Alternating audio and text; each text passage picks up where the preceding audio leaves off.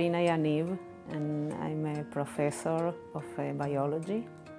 During the past 10 months, I've been part of this group of people that we had a different cause to fight together for democracy, and then suddenly we had to basically switch the entire meaning of this group and basically direct all our energies and efforts to help people, to take care of kids, to collect food, to take care of soldiers, to open their houses for